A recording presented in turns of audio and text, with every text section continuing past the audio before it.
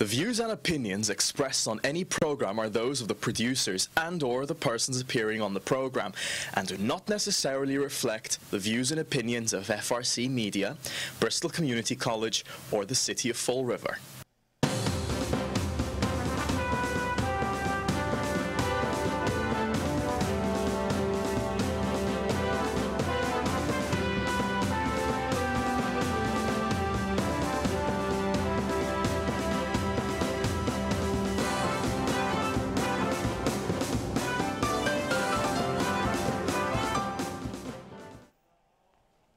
Spindle City Straight Talk. I'm Chip. And I'm CJ.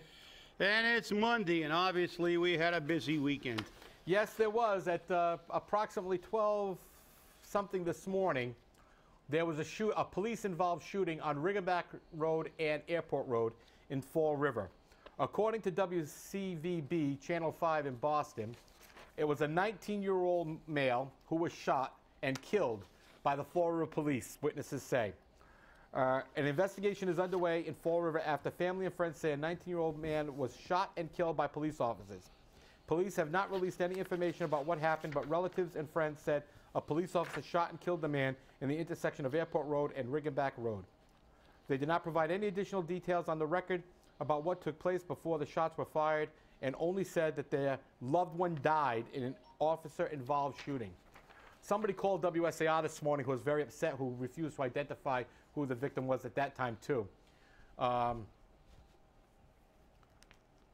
short time after the shooting, friends and family said several of them were involved in an incident or scuffle at the emergency room at Charlton Memorial Hospital, and they were arrested. There was a melee, quote-unquote, a melee, at the Charlton Memorial Hospital emergency room waiting area. Patient care was not affected. The police did show up, and somebody who was arrested and was escorted out in handcuffs. Is Fall River becoming Providence? Yeah, well, that was quite the quite the thing in Providence too, and I guess there are a lot of varying opinions. But the Providence is we had video, some very, very graphic video. Yes, it was. Of what was happening, and everybody's going to have their own opinions, I guess, on that issue, and whether, you know, an unarmed individual, you know, he was in the truck and they said he was endangering lives, and I don't know, it looked to me like he was playing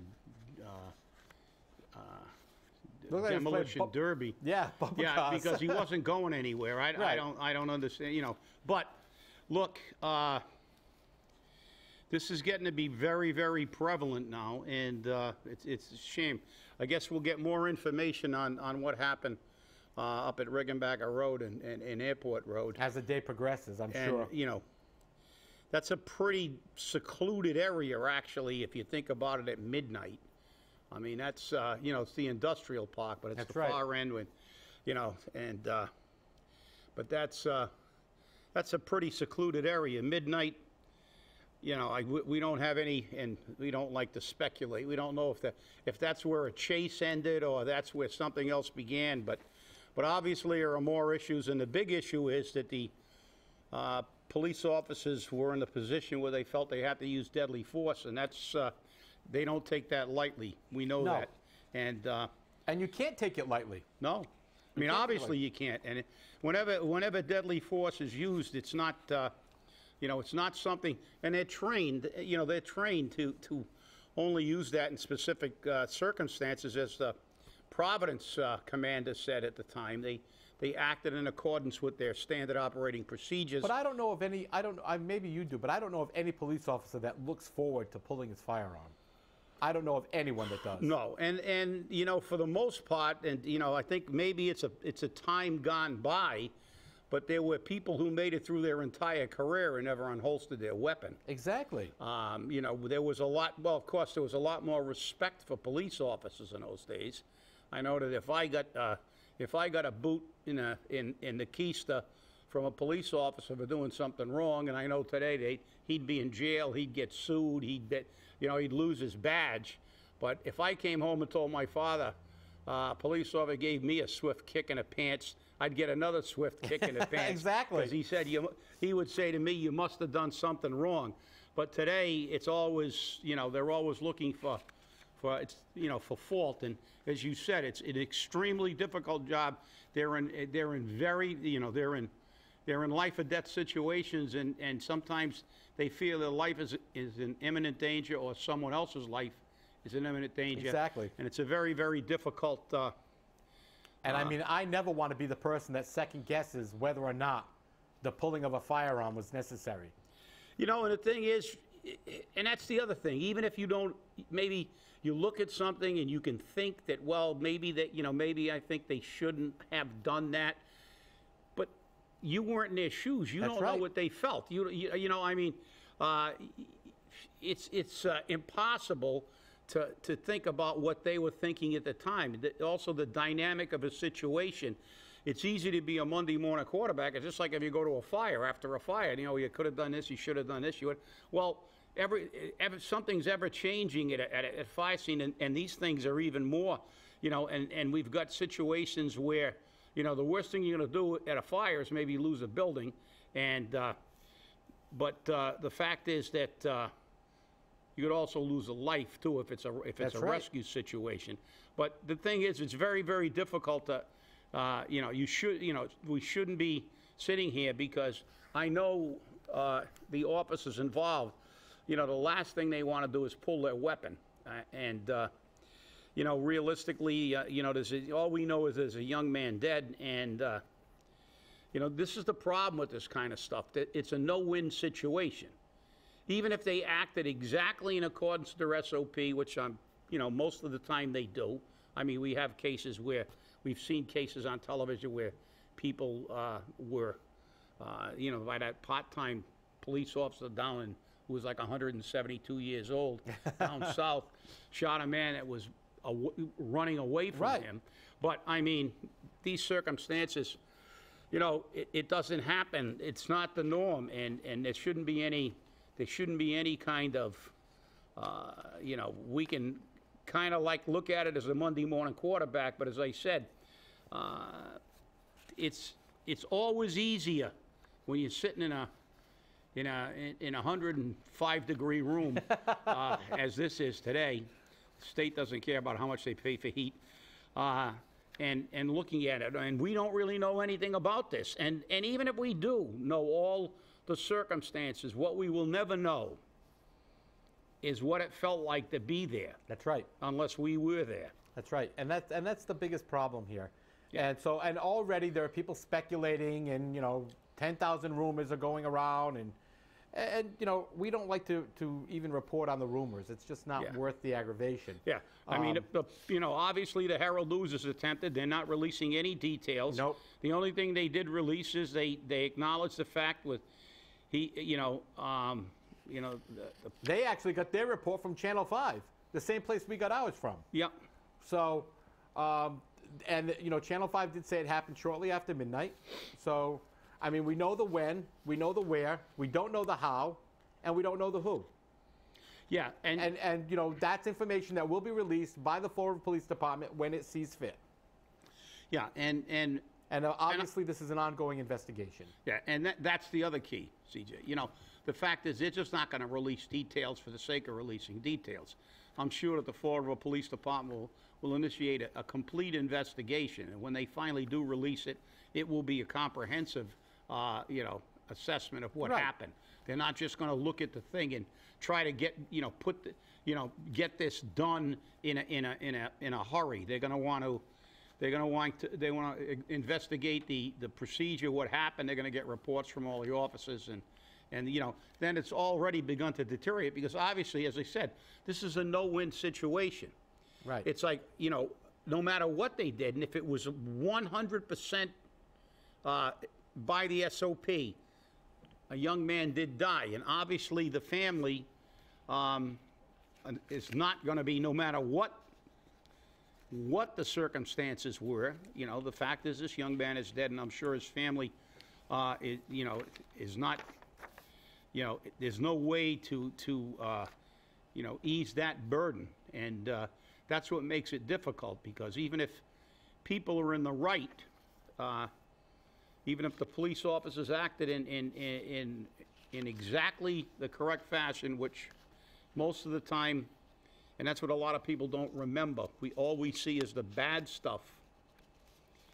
But when police officers act 100% correctly and someone loses their life, there's still a fact that there's a life lost, and it makes it a no-win situation. Whether you know, regardless of whether it was the correct action, the outcome is never good when someone has to be shot, you know, and has to die. But that's the society we live in, and you know, that's what our police officers face every day out on the street, and people should remember that. Yeah, and you know, I'm not saying that it's a good thing or a bad thing that this 19-year-old died. I'm just grateful that none of our police officers suffered any serious injuries. We don't know if anyone suffered any injury at all, but you know, my thing, and I say this every time I see a police officer somewhere, you know, stay safe out there, because that's the most difficult job, part of their job that they have. It's not taking care of you, the public. It is staying safe, taking care of you, the public, because you, the public, can sometimes be absolutely nuts. Well, yeah, and well, that's the thing. You know, I know being public safety, and I know that during my career, I buried 5 firefighters who died in the line of duty, and one of them, Lieutenant Paul Bernard, I had coffee with him the morning that he died at Roma Chemical. So when you have a job like a police officer or firefighter, or corrections, when you go to work, there's no guarantee that you're going to come home alive, right, that you're going to come home at all. And you know, that's one of the things that people don't realize. It's, you know, every single day you go to work. And the fact is that if you do everything exactly according to, you know, the way it should be done, you can still die. That's one of the hazards of those professions in public safety. You can do everything right at a fire, and a floor can collapse under you, or a ceiling can come down on you, or there can be an explosion.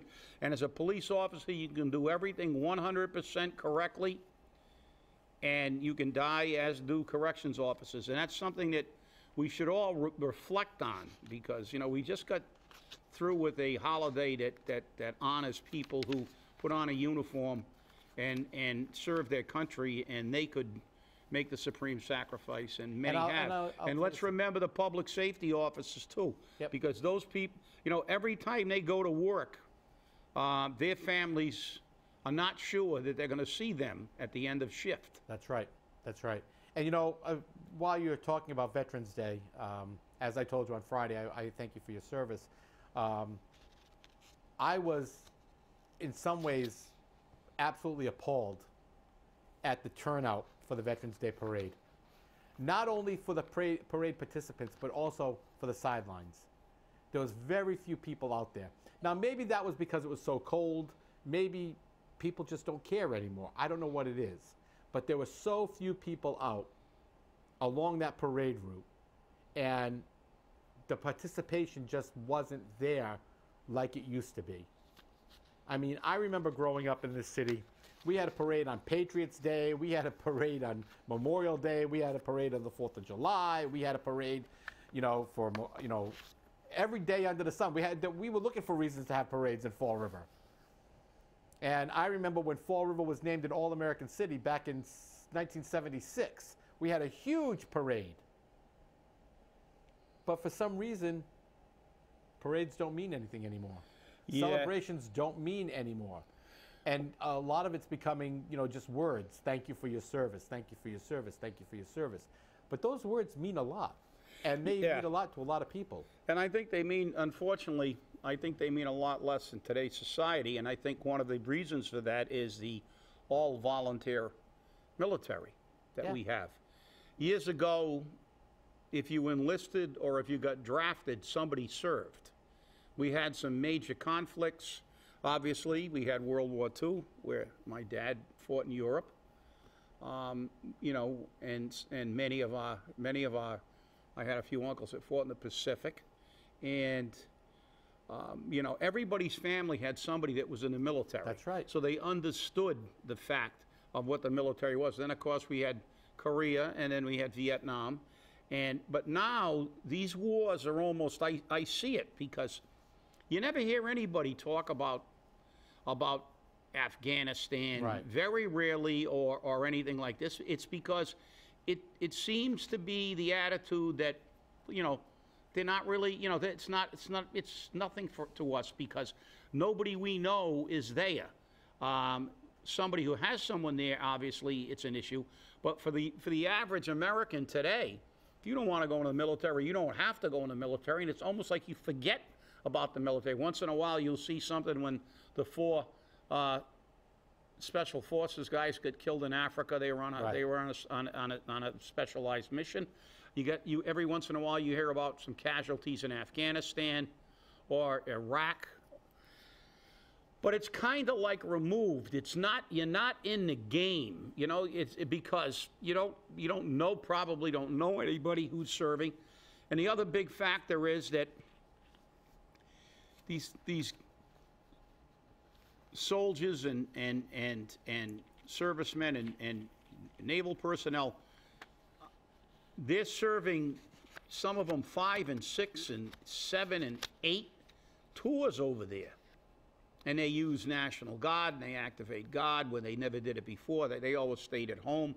And you see these people doing multiple tours, because we have, it's not like the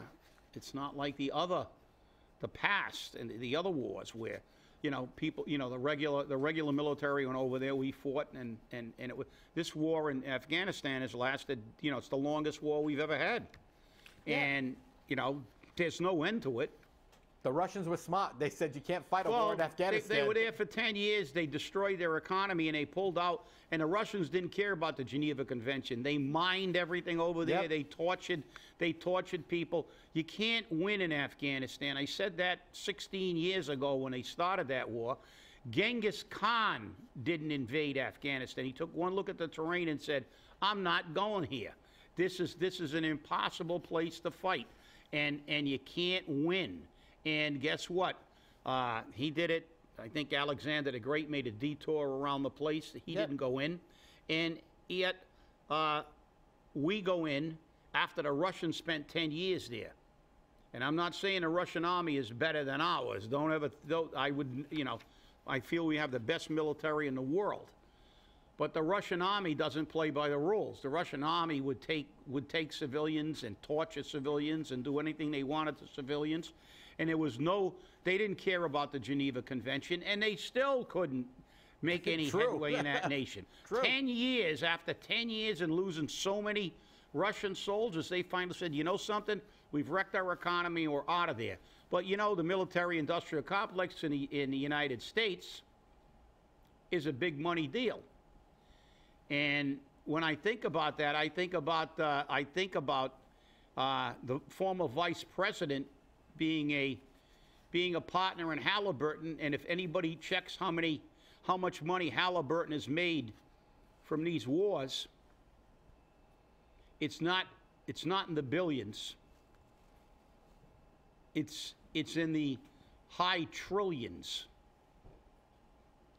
Between the equipment they sold, and they were selling them their meals at $26 a meal, three meals a day for all the troops we had engaged in Afghanistan and Iraq. Do the math. Your calculator doesn't have enough room to put all the zeros that you'll get with how much money they've made. And that's always been a problem. Like a wise man once said, rich old men start wars and poor young men fight them. And that's something we should always remember. And we have Americans every day dying in far-off lands, and it disturbs me to no end when I see people that only remember it. And as you said, thank you for your service. Yeah, okay, but it's remembering that every day. Remember that some family somewhere has someone that could come home well, with a flag draped over their coffin. That's right. And you know, this is the whole thing, and we have it here every day. Our police officers are basically going out into a war zone in this city, and let's not make any, you know, I know that, you know, politics will rear its head and they're saying things are getting better and stuff, but you know something? I haven't seen it. Even when it's better, there's always a chance. I remember when the first police officer was killed in the line of duty, Officer Ruggiero. Yep. And, you know, I mean, at that time it was unheard of. And it was just, you know, he was just on a regular night patrol, and there was no big incident, no bank robbery. Somebody, for whatever reason, just walked up to the car and executed him. And, you know, this is the stuff you go every day, these jobs. And like I said, I'm sure there's going to be a lot more news about this because, let's face it, a 19-year-old, a young man at the beginning of his life, is gone. Yep. And there's no way to make that acceptable, but we have to live in the reality of what it is and try to frame it in the fact that, is this a good thing? No. Under any circumstances, it's not a good thing, but it's a reality. And this is what Fall River's becoming. And if this is what Fall River's becoming, and the police officers will, you know, as I said, when we get the report, there are going to be a lot of people screaming about, why don't we know everything right now? Right. Well, guess what? The police department doesn't know everything right now. They've got to talk to all the officers. They've got to get reports from all the officers. They've got to gather all the evidence. They've got to get everything down. They've got to check the way things were done. And I'm sure that when there's enough to be said, there will be said. Look, we've got videos of Providence, but they still really haven't come out with a final finding on that thing, because they're doing their due diligence. They're right. checking. They're not, you know, because sometimes what you see in a video, you don't know what happened before that video is, and we're getting bits and pieces. And that's one of the worst things about media today. We get the information so quickly that it's sometimes not complete, and even sometimes inaccurate from the sources. So True. sometimes if you rush to put too much information out, then you have to retract it. So we're going to have to, I guess, wait and see. Wait and see. You know, it's been a week, almost a week since the election, and we're still talking about it. People are still talking about the outcomes. And they're not talking so much about the two mayoral candidates anymore, although the Herald News did write a Politibeat story about them, that neither one of them liked each other. Well, that was pretty obvious. So. I think so. But, I mean, today as I was driving in, I was listening to the radio, and people are still talking about the charter and how much of a problem this has been. And we've said this since the day after the election, that this charter is a problem. And now they've been talking about Joshua Hetzler the whole time because, you know, he's the one that brought it up before the election. But now all of a sudden, Leo's coming up because Leo Pelletier may not be able to serve because he is a driver for the city, for the Veterans Office. Yeah, and how about the mayor? The mayor may not be able to serve on the school committee. Yeah, well, exactly. And this is the problem. But, you know, Mike Mioza, the Charter Commissioner, said the Attorney General approved it. The Attorney General approved it. No, the Attorney General just approved that it was not in conflict with any Massachusetts general law. It was only in conflict with itself. That's it. And that wasn't their job. There's so many contradictions, and that's the other thing. And I'm looking at this article and they're talking about, yeah, it was a landslide and blah blah blah, and how the ballot questions were overwhelmingly approved. And guess what? We're hearing a lot about the ballot questions. Now we're finding out how many people didn't read it. They didn't have any idea what they were voting for. Exactly. There are a lot of people complaining now about all this stuff, as we said on the last show. Why? Because you don't read. How many times do we tell you here? Listen, you don't have to believe what we say. Go check it. Or at least research a subject that we talk about here. But no. You know how many people voted on it, had no idea about all the contradictions? Most of the people who voted on that charter didn't know what they were voting on. They read that that pro-charter synopsis, which was totally misleading, and they voted for it. So, and that's the thing. We talked about it on the last show, which really, really boggles my mind. You have a mayor that won by a landslide who said he was against the charter. He was also against The bonding. the bonding. And the two ballot questions that he opposed, one, how can you reconcile that? That doesn't make any sense. Well, If you think he's doing a good job and you voted for him, or you just thought the other candidate was not just not good. was not good, and you'd rather have the devil that you got than the devil that you may have, whatever your reasons, it's done. It's over. He's the mayor. But as we said, we actually agreed with them on those two issues. So everybody says we never agree with them about anything. Gotcha. Yeah, we agreed on a charter and we agreed on the bond. But already the conspiracy theorists are coming out because they're saying, this doesn't make any sense. Linda only got 600 votes more. No, she got 2,000 votes more than she got during the primary. So let's look at this. 2451. 2451. Okay, that's how many more she got since the primary. And the mayor's win was what, 1.5 to 2 to 1 or something like that? Yeah, well, almost 64. 60 to 39 points. Yeah. But, you know. For the sake of argument, you say 64. Yeah, the mayor gained almost 5,000 votes, 4,976. He jumped 5,000 votes, and she only got 2451. So she didn't even. That's a 2 to 1 margin, at least. Yeah, that's a 2 to 1 in an election where you would assume that his staunch. To me, what this says to me, and it's only my opinion, obviously. Anybody that was a staunch advocate of the mayor would have come out in a primary to make him blow her out in the primary. The primary actually was fairly close. If you took Ward 3 out of it, it was almost a dead heat. Right. A ward that she should have done well in because it's a Portuguese-speaking ward, and she speaks Portuguese and he doesn't.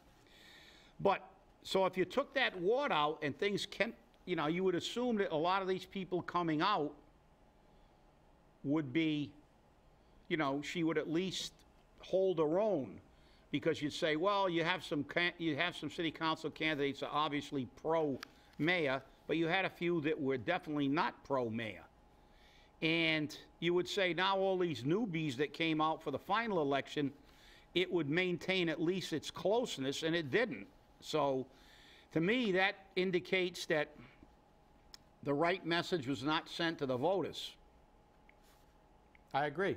I definitely agree. And I think that the difference in a primary and the final election, I think those people truly were, for the most part, not really advocates of either candidate, because they would have run out to the primary. Yeah. So it was like, who got, you know, who brought the strongest message? So obviously, the mayor's campaign brought the message. But as I said, the conspiracy theorists are already coming out saying that, oh, you know, maybe the votes were rigged. That, you know, get over it. It's done. Oh no, hanging chads. Yeah. Here we go back to the hanging chads thing. You know, it's over and done. And you know, this is proof positive that the people of Fall River do not read the questions. They do not read the ballots. They just vote blindly. And now you can't complain because you, the voter, voted for it. This is what you wanted. This is what you got.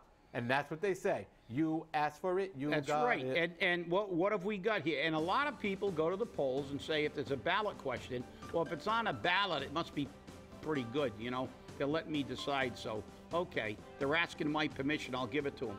Well, like I said, doesn't make sense. No, but it never makes sense. That's the problem. The mayor swamped his opponent, and he was opposed to both ballot questions. Both ballot questions win overwhelmingly. Means you're not paying attention. So stay angry. Stay angry, people. We'll see you on Wednesday.